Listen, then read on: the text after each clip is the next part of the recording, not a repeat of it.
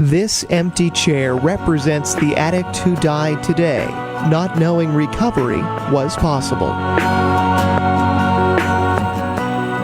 Hello, and this is Phil Leahy, believe it or not, for the second time. I just said such a nice speech, and Lou told me, take two. Take two. So anyway, I'm in here. I'm filling in for Cole tonight. She works like a dog, and I think I talked her into taking off a much-needed night off, and, so hopefully she can just sit back and kick her feet up. So, as I was saying, I know everybody's concerned about the pandemic, and rightly so. Don't get me wrong. I've lost people that I've known, even family members that we've lost to this. But the unfortunate thing is, for the last year, the other epidemic, substance abuse, has been put on the back burner. And it's very concerning to me, because what a lot of people don't understand is there has been a surge in that also. So I know groups like Coles and these guys here, we're doing our best to do the outreach to help those in need. And hopefully in a short time, when times are a little bit normal, we'll be able to pick up the pace. I know we at MVP ASAP are looking forward to, getting into our outreach, doing our live meetings and so forth like that. But that being said, the reason I love this show and always have is because, unlike when you do hear things in the media about substance abuse, it's usually negative. Somebody who died of an overdose or so forth, a big bust of drugs and whatever like that. Well, on this show here, we show that there's a lot of success stories. And that, I think, gives a lot of people hope. Not just the addict, not just the one in recovery, but I think a lot, and I can speak for myself, is the families. So, I'm going to introduce my guests. First, I have Louie, who is going to co-host with me. And we have Jesus here, and he's got a good story. And I'm going to just kind of start off by asking him a few questions, and we'll kind of work through the story. Remember, this is a live show. If you want to call in, the number's there. Love to hear from you. You want to have a question, or if you just want to say hi, or if you want to tell me to shut up, you can do that too. Okay? All right. So this is Jesus. And, how old are you, Jesus? 39. 39, which is pretty young. Well, of course, even Lou's young to me, but... I love the way you put that. Anyway, Jesus, how old were you when you started to get involved with drugs, and what kind of dragged you into that life? I would say I was about 13 years old when I first And you want to know something? That's the norm. Yeah. How sad is that? Okay, go ahead. What led me to drugs was my mother. My mother was a drug dealer. Oh, okay. Oh, a drug dealer? Yeah. So wow. She was a drug dealer, and she became an addict after. But at that age, I was watching all the preparation, the drugs being bagged up in the room, you know. And I was always curious, I always seen a lot of people in my mom's room, so I was sneaking through the door. Yeah. And my mom, she would let me in, and every time somebody knocked at my house was a trap spot. That's where people went to buy drugs. Sure. When they would knock on the door, my mom would give me the drugs to bring to the door. Oh, my goodness. That's how I learned it. Yeah. And I said, wow. I said, it was interesting. It was quick money. You know what I mean? And it was a different phase, but it was normal to my parents. Sure. You know what I mean? Because that's what she did her whole life, and when she was teaching me that trade, and I'm going back and forth every time somebody knocked, I'll bring the drugs. They'll give me. I wouldn't even see them half the time. Right. I would open. They would just hand the money. Right. I would hand the drugs, bring them back. You know, then, it's crazy. You said she was teaching you a trade. Yeah. You know, I drive a school for the Greater Lawrence Tech. I don't think they offer that trade at the. No, I they don't think so. They don't. Okay. It was just it was different. you Yeah, know? well, yeah, and you know, I mean, you had 2 strikes against you right from the get-go, didn't you? Right. I mean, I started off, rough, but what I didn't understand was that while she was telling me to do these things, she would always try to lecture me at the same time to stay in school, to do this and do this right. But I said, how you going to ask me to do things right when you don't do things right? Yeah. And that's when she would get up and slap me. She was tough like that, but it was just... You got to follow by example, but at that it attracted me, Sure. and it was the chaos, the loud, the party, and the noise. Right. We would my house. There was no sleeping. It was always Now, tell me something. Now, at this time here, have you started using? no, Not yet. not yet. I used to sneak in the room and take like my stepfather's cigarettes. Then I would take his beers. And that's how I learned, you know what I mean? And then I learned the same things when I was a kid. yeah, so I was just curious on it, and sure. then I just kept every time like my mother would give me drugs. I said, you know what? I want to make my own money. Okay. So I would take half of it out, and then I started making money on my own. Uh-huh. That's how I learned. So I Yeah. would dip in everything she gave me to go bring to the door. Or when she was bagging up, she'll leave the room. I'll take some, and I started bagging it.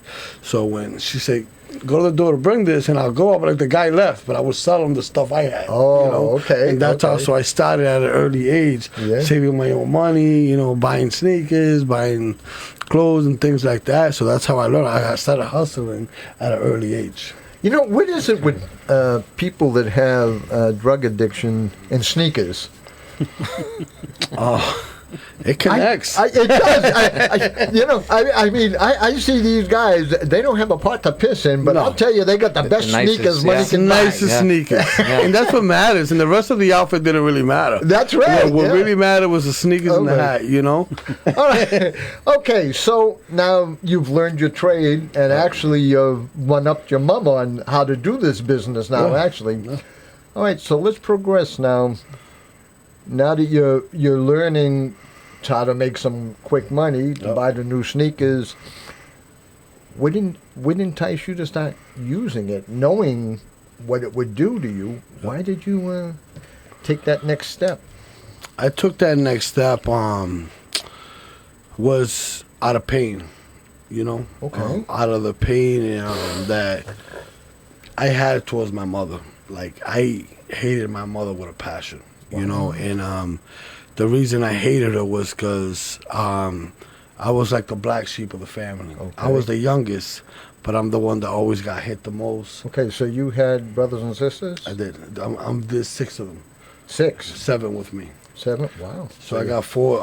And you were the baby. I am, but Okay. I always got treated the worst. Really? You know? That's unusual. It is, and every time she had a bad day or something bad, she would call my caseworker, send me to get locked up. What? So while I was in jail, I would build so much rage Sure, towards her, sure. and it was like I had my mother in my life at a young age, but I didn't, Yeah. I was always like pushed away. I was always got beat up by every stepfather I had, you know what I mean? And as growing up, I grew that rage, and I said, when I get bigger, that guy's gonna get it, And, Well, you definitely got bigger. yeah, I did. And by the time I got arrested at juvenile detention center, and when I came out and saw my stepfather, he tried to put his hands on me again, and that's the last time he did that. Okay. Because at 14, I was a big kid, Yeah, and I came out of DYS doing like a year and a half, and I beat him up severely, And my mom's like, she snapped, she started flipping out at me, and I looked at her with so much rage. I said, you're my mom, but you're not going to put your hands on me, you know? Yeah.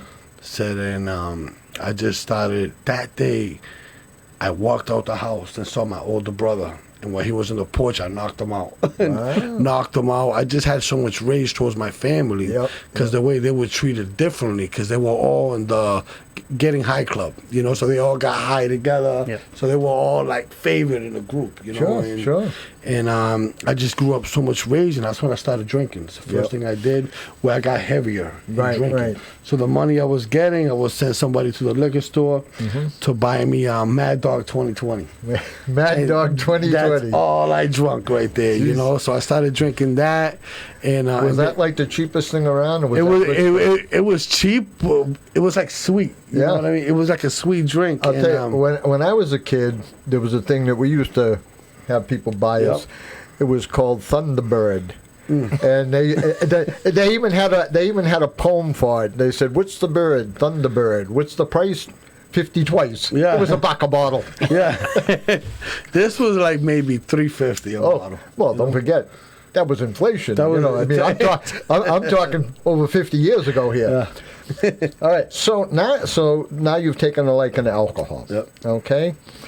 Obviously, you progressed after that. I did. And it was more with rage. At my house every Saturday, it was like a fight club.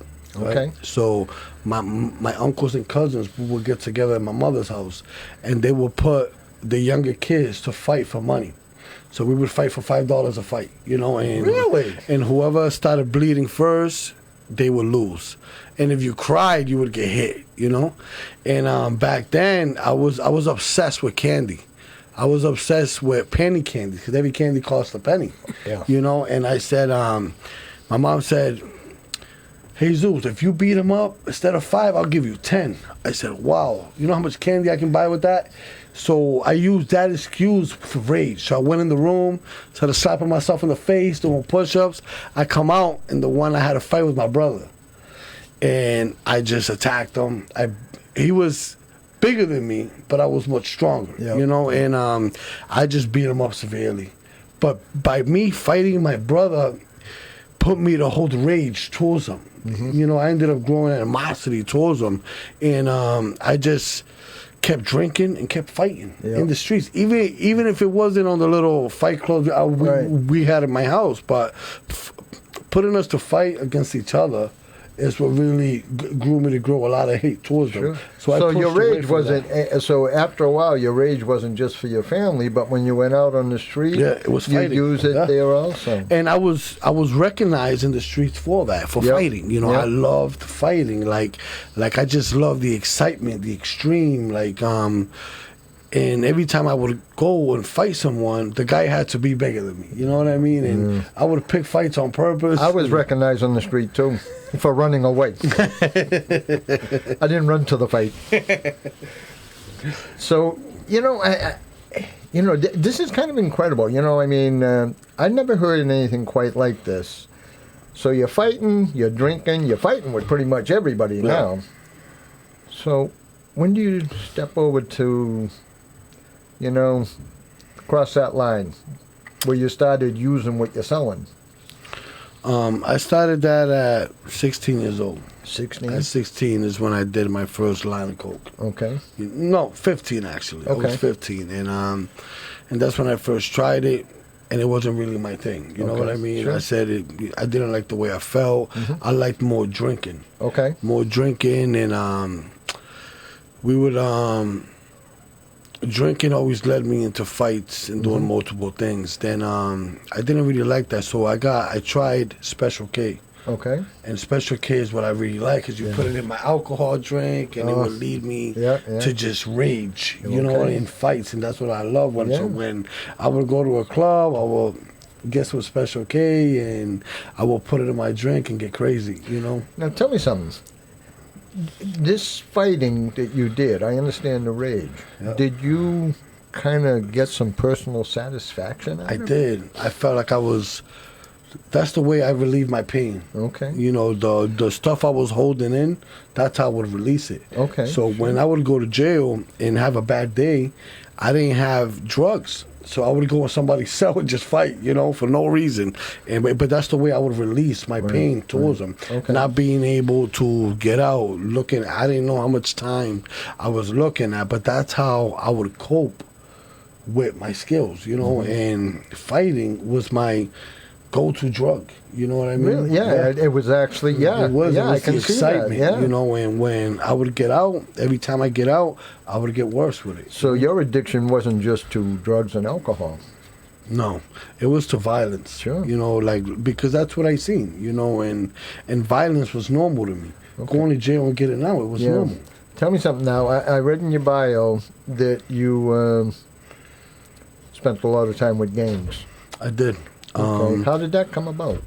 I started hanging with the gangs around 12 years old. Okay. But I never got down. I never joined it. Sure. And I never joined it because I've always saw gangs of a sign of weakness. Mm-hmm. You know, so a friend of mine was like, yo, it's not weakness, it's just friends of ours. And I said, nah, it's different, because when you join the gang, it's because you're scared. Sure. You know, it's because you're scared to be alone. Okay. You're scared to fight alone. So I always had boys around me. I was always a popular kid, you know, so I always had guys around me. And if we had to fight, we would go fight. I would help other gangs fight, even though I wasn't one of them. Okay. Just because my boys was in it, Right, you know? right. And so I never joined them. So guys would tell me, come on, man, join us. And I used to be like, I don't need you. You guys need me. You know, I was always talking crap at an early age to bigger guys. But I was always cared for by older guys. Yeah. So a lot of people respected Does me. this older guy care for you? Definitely. He's the one that got me off the streets. Yeah. Yeah. That'll be the second part of our show. Yeah. Because that's the part that we really do like to hear. We like to hear about the success. But Definitely. go ahead, Jesus. Yeah, so we just and then one day I'm in DYS and I saw this gang bully this other kid, and I jumped in and I started fighting the other guys. And that day is the day I joined the gang. Okay. Because I wanted to stop the oppression. Oh. There was guys that was joining gangs just to bully other kids who was never part of a gang. Okay. Never part, because the jails is a race thing. You know, people, juvenile, detention, adult, county, state, federal, it doesn't change. I know that when you go to a jail, it becomes a race thing. You stick with your own. White stick with the whites, Spanish. So this kid was white. Okay. He had nobody. He was scared, crying all the time. And they went and they tried to bully him for the clothes that he had and his sneakers. Because in DYS jail, you get to wear whatever sneakers you want. And Again with the sneakers. Yes. Yeah. It's something personal with the sneakers. Think about it this way: a pair of Jordans and sneakers is like let me put it $1,000. this way. I'll bet you wouldn't want to steal mine. No. Okay. You can't even donate. But this is the difference, is that when I hated bullies my whole life. Oh, yeah. And when I seen this kid come out of his room crying with no sneakers on, his face was all red. There was one guard on site, but the guy was always like literally in his desk, not paying attention to us. Right. So I literally ran in the room and I beat the crap out the guy. You know, I took back his sneakers and I gave it to the kid. Yeah. You know, and he's like, "Now we're gonna have problems." I said, "Whenever you want, my room's right there." But they knew me from the street, so they know that if he came in with his gang and jumped me, this was gonna be an everyday battle. All right. Now let me ask you a question. Now, earlier on, you would get in battles for money, for candy, whatever like that. Now you're battling to save this other kid from being bullied. Mm-hmm. Now, it seems to me like you're almost losing some of the rage, or you're displacing it for some kindness to some kid that can't help himself.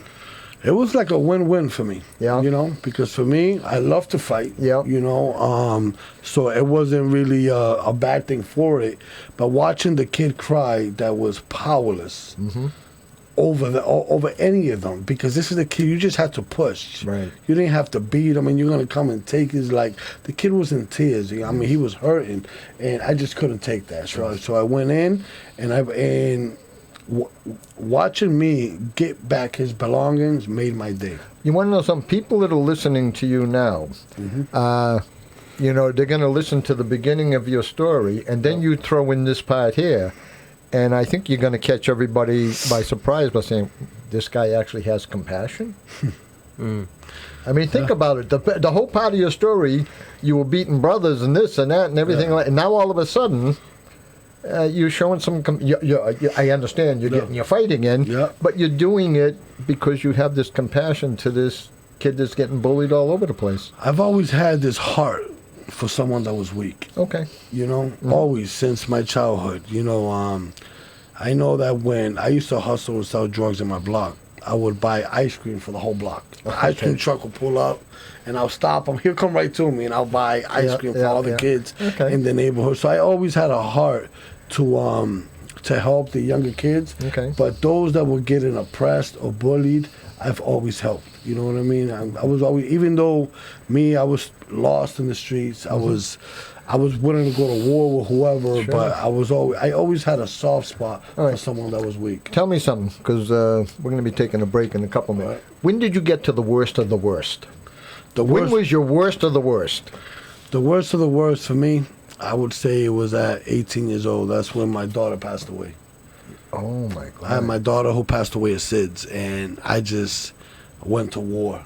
You know, I took my pain where I was shooting at everybody. I wanted somebody to kill me, or I was going to kill somebody because I didn't know how to deal with the pain. And my daughter died with SIDS, and at that time, I was already heavily in cocaine. So I was doing close to a half ounce a day, where it got so bad where to this day I still got a hole right through my nose. I have to go have surgery for it, because that's what just kept me alive and going. There was times that I didn't want to go to sleep. I would stay up for a week straight, selling drugs, making money, partying. And when my daughter passed away of SIDS, I remember my daughter wakes me up. My wife wakes me up like at 2 a.m. telling me that my daughter won't wake up. And when I open my eyes, I can see my daughter's head just hanging. And we went to the hospital. I sent my wife so I could stay with my other daughter. And when I got to the hospital, an officer comes out. He's like, "You Jesus?" And I said, "Yes." He's like, "I'm sorry for your loss." And when he said that, I snapped. I ran in. There was doctors trying to hold me, officers. I'm chasing the officer around the room. I went crazy. They put me on the floor. This was in Jamestown, New York. That's where I moved to New York because I had a whole bunch of warrants in Mass. So I was hiding out up there. And and when that happened, I just didn't care. I just went nuts, you know. And at that stage is where I just went to war with everybody. I didn't care who he was, you know, any little issue. But when I went to war, many came with me, you know. So it's like I was leading so many guys into this evil world without them knowing what to expect, you know. But I know that if you didn't come with me, you was against me, you know. So it was like a whole other rage, and I just kept living that life, man, recklessly. Okay, you know what? We're going to take a couple of minutes, catch our breath a bit, and then I want to know how you and Louie hooked up, and I want to know when you got to that point where you said enough. And we'll be back in 2 minutes. Don't forget the lines are open. Don't be afraid to give us a call.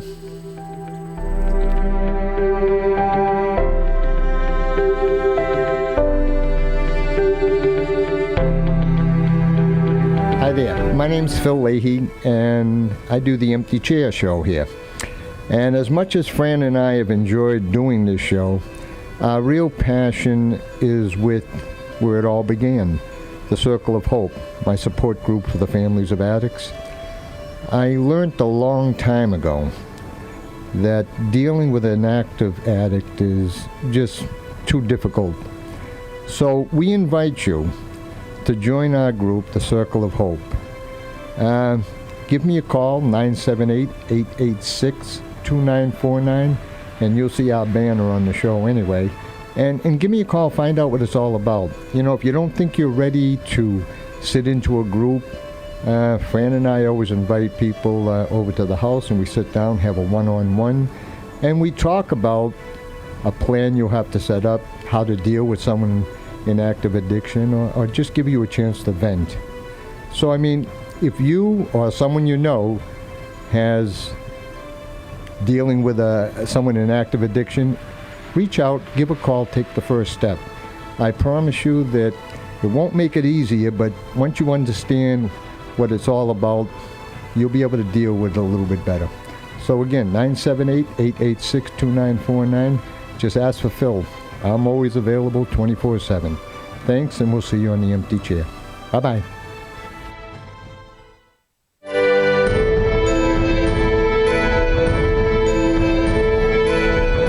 Okay, we're back. You should have stuck around. We just had a great show while we were on break. All right.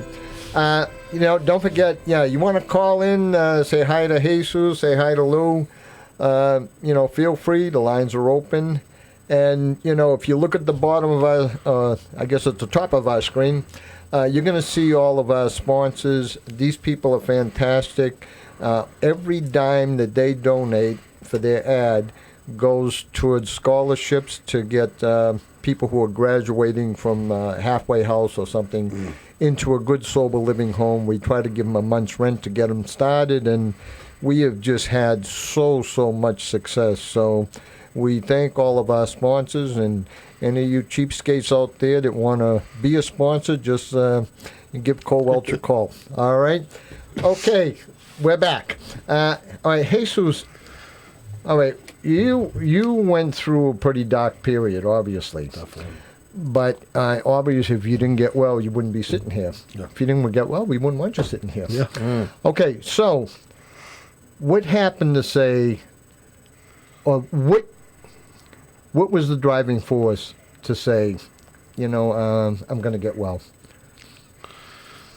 I would say I remember in my house up for like 3-4 days, snorting coke, drunk, couldn't sleep. It was just a chase. So I just kept chasing the drugs, selling drugs all night long. And Louie would come to my door faithfully, always in the worst times. Mm-hmm. And he would come in and knock on my door faithfully. And I would see him through the window. I'm like, this guy don't stop. All right, 1 second. Louie, what brought you to his house? How did you hook up with this guy? Yeah, so Jesus I came across because there's a film that Jesus and I were involved called Beyond the Wall. Yep. Mm-hmm. And the filmmaker, they started, Jesus was going to be the central character of this film, and they were filming him at the jail, and Jesus was discharged from the facility. They followed him around for a while, and then Jesus just disappeared. Uh-huh. So the filmmaker and the sheriff and superintendent over at the Middlesex County House of Correction had reached out to me, and they were trying to find Jesus. So that's how I came across Jesus, because we went out and we looked for him, uh-huh. and we were able to find him. And so when Jesus and I met, I, from the get, realized that there was something wrong with Jesus. He was either using drugs or there was something, mentally wrong with him, because first of all, he was missing from this project, mm-hmm. and just his whereabouts was unknown. So I tried to offer Jesus help, because I knew that he was struggling. So that's how we came about. So he became a real pain in the ass to you, huh? He did. Yeah, I followed him around and wanted to get him into treatment, wanted to get him help. Yeah. And so that's how we were introduced. Yeah. Okay, so obviously Lou was one of the driving forces to. It was. So, okay, how did this driving force get you to? I would say not punch him in the nose and get clean. I actually, as much as because when you're coked up, you're numb. You don't want to be bothered at that stage. Right. You want to be left alone while you're working security around your house. So it was funny but every time I spoke to Louie, whether I was high on drugs, hustling, I loved to hear him. Yeah. Because I knew that there was hope. Mm-hmm. I know that if he can do it, I can do it. Good. Because he did a lot of time in prison, mm-hmm. and other people tried to reach out to me before, but I never gave him the time of day. But I knew that Louie was sincere and he cared, whether I lived or die, and I know that I wanted what he had. So he tells me, if you want what I have, do what I do. Yeah. And this is when you found out what real work was, huh? Yes, and he was working for UTEC back then. Yeah. That's when we first met, and I remember he brought me to the office of UTEC when they used to have a small office in downtown, remember? And then he says, let me know when you want to go get clean. But his main thing wasn't about bringing me to a program. It was more about building a relationship with me, to build that trust, you know. And when we built that, and I said, when I'm ready, I'm going to let you know. And the day I was ready, I said, I'm ready, you know. And I went to a detox, and Louie was my coping technique to deal with the program, because the program was crazy. I wanted to kill somebody there every day. Yeah. Everybody that goes in wants to do that in the beginning. Are you kidding? And I used to call Louie all the time. I'm ready to kill this dude, you know, because they had this system called the pull-up system. And so if I left a cup somewhere, someone had to call me out. And we used to have groups at 6 o'clock in the morning. So I didn't know that if you left the cup somewhere, someone was going to pull me up in the morning. Yeah. But so I wake up for group, and it started with this guy said, I like to pull up Jesus for leaving his cup in the kitchen counter. And I've never experienced someone telling on me right in front of my face. Yeah. So I snapped. I said, I jumped up and I yelled at him. I'm like, you punk rat, come outside right now. So I walked outside to fight him. But the lady, the director of the program, said, I can kick you out for aggravated behavior, you know? And I said, so do it. She was like, no. There's something about you that tells me that you're going to succeed, this program. And I said, I don't know. I'm ready to kill somebody in here, you know? And she's like, go call your sponsor. He'll calm me down. You know, I've never had a sponsor, but I know Louie was my guidance, you know? And so I called Louie, and Louie would coach me through everything, you know, just breathe, relax. Yeah. This is going to happen. You're going to be prepared. It's not easy, you know? And he was my strength while I had none. You know, I was weak, you know what I mean? I was weak. The only way I knew how to resolve problems was fighting, and now I can't do that. You know, would you say this might have been the beginning when you maybe discovered you couldn't do this alone? I knew I couldn't do it alone. Okay. I knew that if I didn't have Louie in my life to speak to, I would have got arrested. Because I was going to kill that kid, you know? And I knew, but it wasn't just that. I felt like I had a different problem every day because I'm not using, I'm not drinking, I can't fight, you know, so I'm dealing with emotions that I never dealt with, you know. I'm really digging in the root with talking about feelings that I never spoke about, you know, and but I knew that I had to let it out somehow. But I never trusted to let it out in the group because I never wanted someone to know my weakness and ever to use it against me. So I've always held up a wall. And you know something, Phil, that a very important part that Jesus has left out is that one of the reasons that Jesus got involved in treatment and also that we were able to connect was when I met Jesus, he was a broken individual. Jesus forgets to mention he has 6 children, and all his 6 kids were taken away from him during this time. His wife was also struggling with addiction. So when I came into Jesus's life, Jesus was broken. He had just lost all his kids to DCF custody, and his wife was struggling with addiction. He was also on probation when I met him. So there was a lot of stuff in his life. So I kind of took advantage of that opportunity because I knew that he was broken and this man needed help. So we definitely hit bottom, I guess, huh? Yeah. I could You hit below bottom. Yes, I could not get any lower, man. You know, and I was just trying to figure it out as, am I ever going to be sober? Am I ever going to be able to maintain sober? You know, and I said, is it possible? How do you even smile without using a drug? How do you even enjoy without having a drink? Like this. You know? Because that's all you knew how to do. That's all. I was saying, what do you do on Fridays when you can't drink? All right. Now I know you were saying you didn't like to talk in group because you were afraid of exposing your weakness. When did you find out that speaking was a strength you had? When I spoke to Louie on the phone and I was in the program, and he says, all that rage you have, you got to let it out in groups. That's the only way you're going to release it. Because you can't release it with fighting no more. So you got to find something different. And when I finally spoke in the group, everyone was like silent, just listening, because I wasn't the one to speak. I would just sit there and look and hope somebody bumped into me or something, you know, and just so I can have an excuse to get crazy, you know.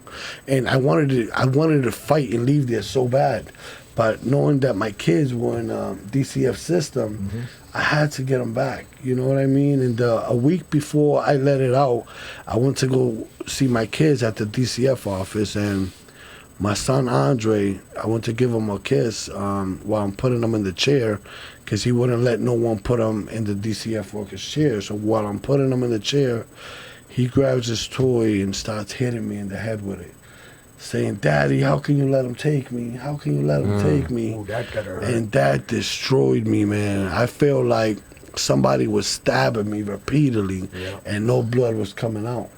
And all I can say is, I'm sorry, Andre, I'm sorry, you know. And I was so weak with being in that program. I know that I would be willing to take up anything I had to take up to get my son back.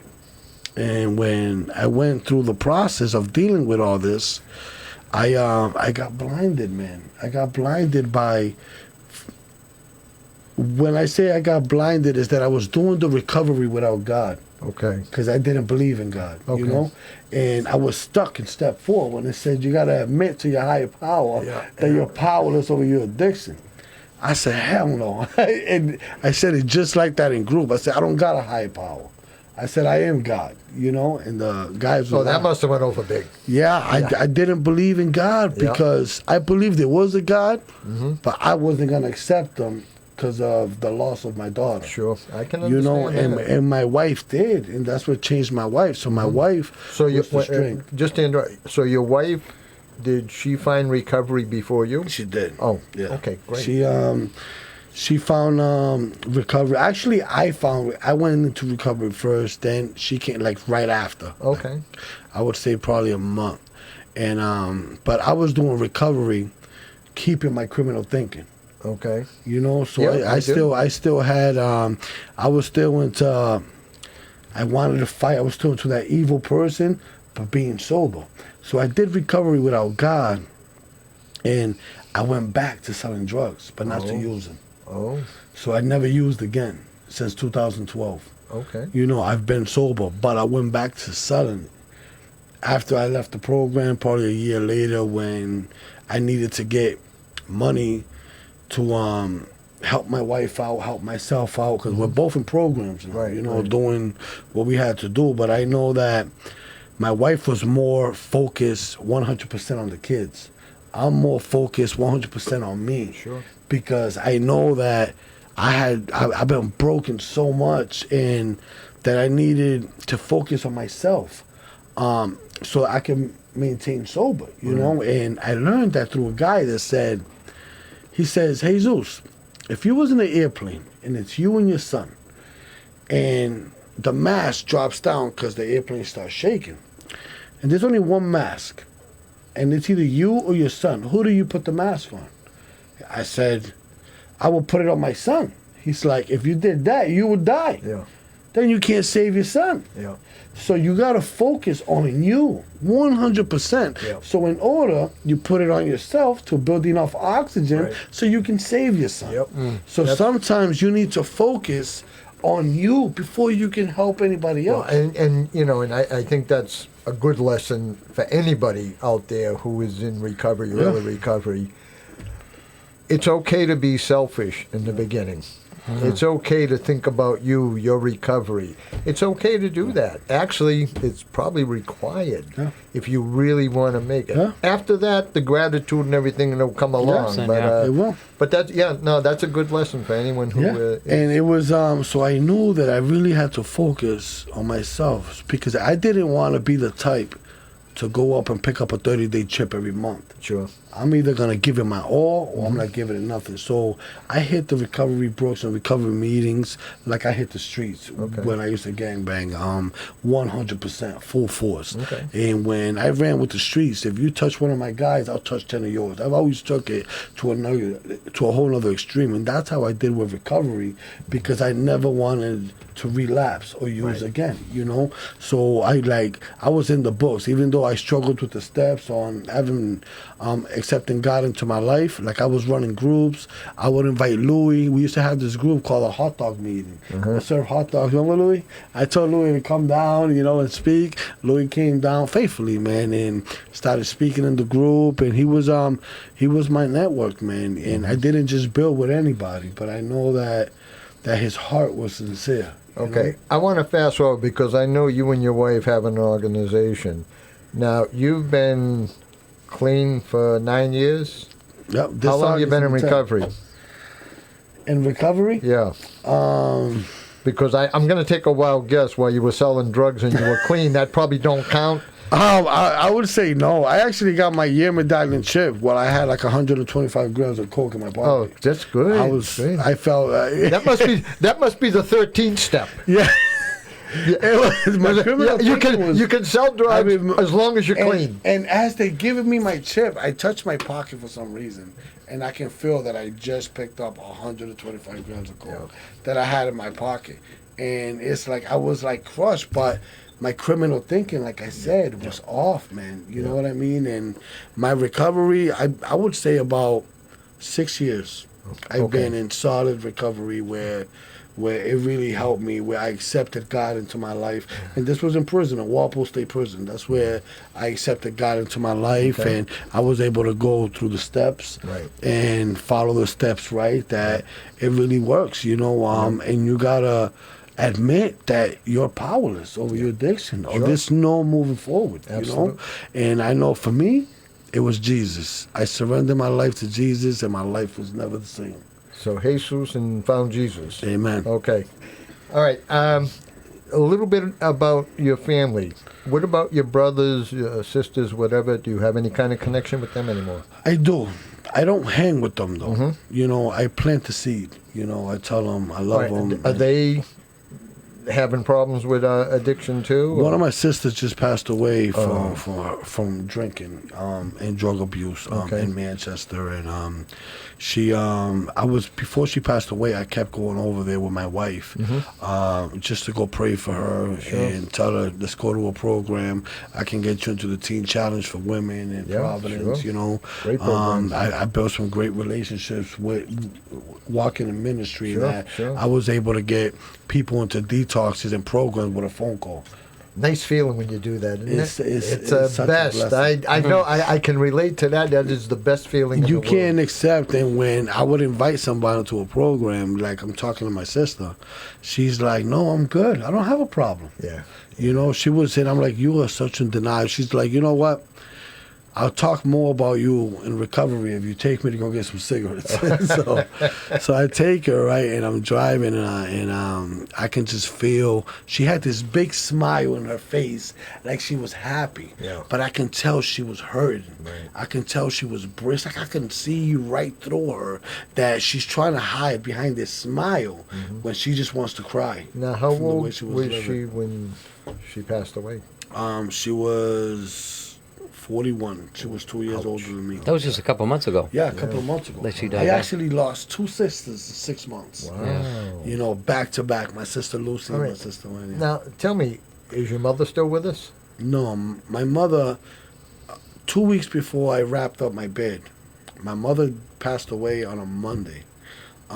She was on life support. And the superintendent says, Jesus, your family's trying to get a hold of you, but they're saying that when you call your wife, you don't call them. And my wife says, you need to go and call your brothers and your sisters. I said, for what? She says, because your mother's in the hospital and a machine's breathing for her. I said, listen, if I was up to me, I would unplug the machine. This is a lady where I have no feelings towards her. Okay. The reason that I went and I forgave my mother was because of Louie, because it was part of a plan that Louie had set for me. Sure. Like, he's like, whether you like it or not, it's not about her, it's about you. Yep. But for you to move forward, you got to forgive your mom. Boy. And in the documentary on Beyond the Wall, that's when we went. Yeah, Jesus used to talk to me about his mother, and he would say these stories that just blew my mind. How can a mother have a son at 13 years old selling drugs? And he told me how he felt about his mother. So I was I convinced Jesus to visit his mother. So I actually drove Jesus to a nursing home Okay. where his mother was before he got arrested and went away to visit his mom. And that's when Jesus went in and seen her. He hadn't seen her in a while. Because I was just blown away that a son had so much hatred towards his mother. I mean, I didn't know all this stuff, that his mother had him selling drugs, that she was addicted to drugs, that Jesus grew up seeing all this stuff. So I drove Jesus to see his mother. Yeah. Yep, and I was in prison, so my wife says, "Hon, you have to call. She's in the hospital.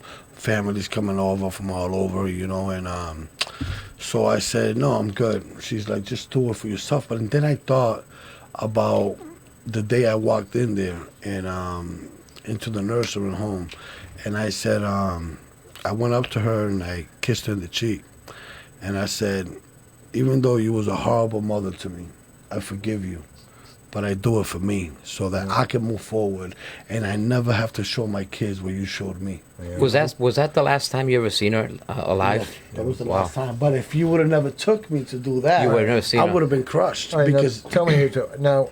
Number one, I don't know your wife, never met your wife, but she sounds like an incredible woman. she's an angel, man. Why don't you? Because we don't have a whole lot of time. Why don't you tell us something about the thing you and her do together? My wife is my strength, man. It's when I came out of prison, I was so on fire for God, where I needed people to hear the gospel. Yep. I needed people to know who Jesus was. So I was out there with my wife. She'll bag up a whole bunch of sandwiches, and we'll go to the streets. We'll give sandwiches to people. We'll pray for them, and I'm in the streets doing outreach with my wife, and we kept doing it. So we saw this outreach program called Leaving the Streets. Called Common Grounds. I said, can I use this room so I can run a support group for men? Mm-hmm. And he said, let me think about it. I was going to a church, so he spoke to the church to see if they know who I was. He said, no, that's Jesus. He just came out, but the kid's on fire for God. He was like, I would trust him with a room. So he gives me a key. And in 1 week, I'm passing out flyers. My wife goes and makes flyers. We have like 10 guys. The next week, there was 50. Yeah. We had like 80, close to 90 guys in a little room, and I'm just preaching to them my Now, testimony. what year would you was. say this was? This was 3 years ago. Okay, Yeah, great, this was great. 3 years ago. And so if I'm doing this group, I'm like, I need a bigger place, I said, because the room's getting greater, So I tell my wife, she says that she wanted to cook for the guys for every group. Mm-hmm. So I said, that's awesome, huh? This is how we do it together. You cook the food, you feed the flesh, and I'll feed the spirit with the word of God. And that's how we connected. Wonderful. And then God put it in my heart to separate myself from Common Grounds and start a youth group. So I saw an empty building, and I go over there and I put my hand on the wall and I started praying. And I felt God speaking to me so clearly. He said, give me all that you have, and I will give you plenty of treasures in the kingdom of heaven. So I asked my wife how much money I had saved. She was like, we just got our taxes. You only have your truck money. You waited all year to get your truck. So I said, get it all. I'm going to find out who owns this place. So when I go back, I get a call from the city hall.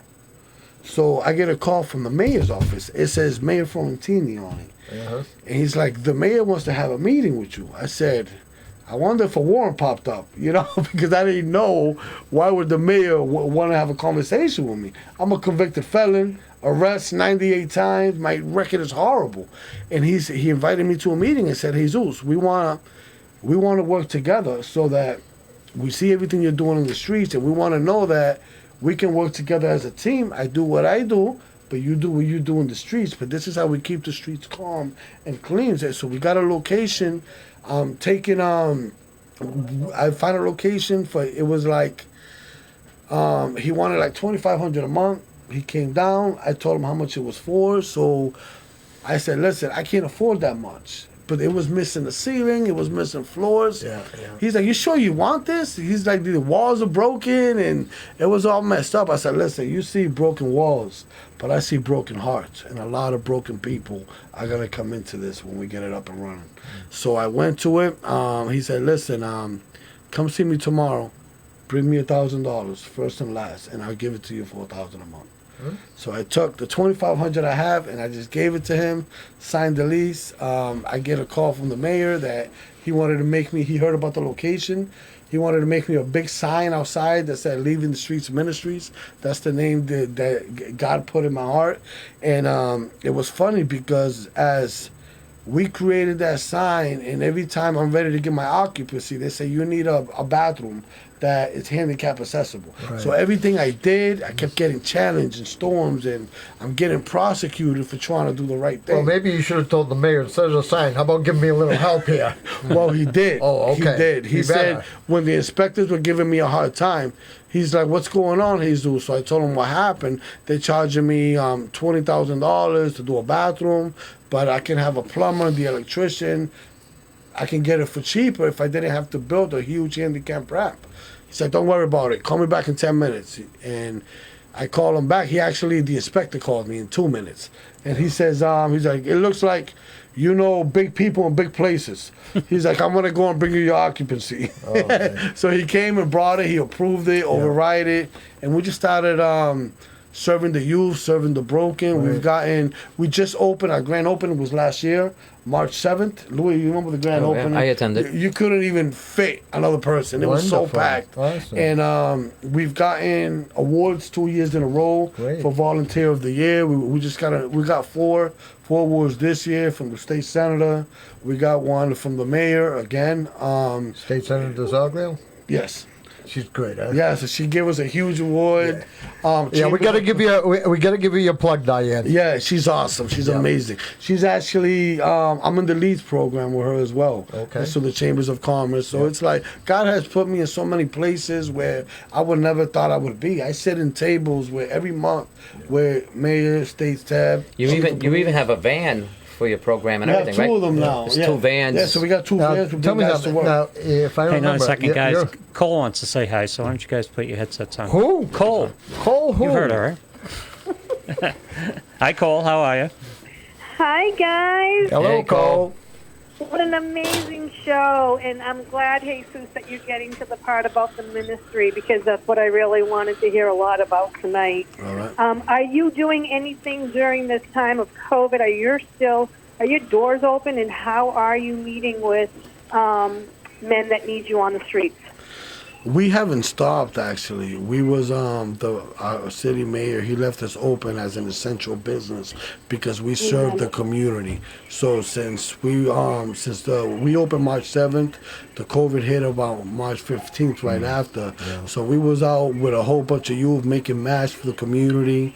We was connected to the emails, the mayor's email. So every time there was a need, the mayor reached out to us, and we just hit the streets full force.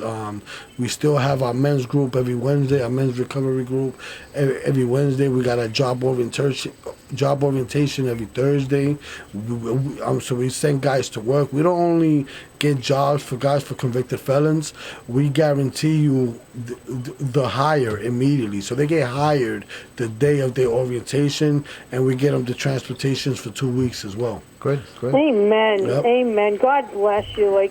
You're an amazing individual. I'm really sorry I'm not there tonight with It's you all guys. right. And I've just been enjoying being on this side and listening. And the three of you are a trifecta tonight. So thank you so much for the work that you do. I'm working in Haverhill, too. So any information that you can get me to get around to people, how would I contact you? How would I refer someone over there? I didn't realize how big gangs are in Haverhill until most recently.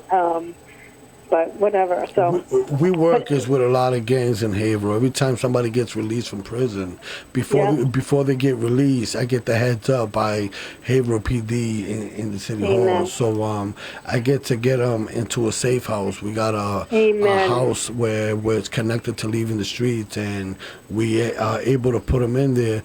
Some with funding. If some of them don't got the funding, I reach out to churches to get us their first month's rent. Yep.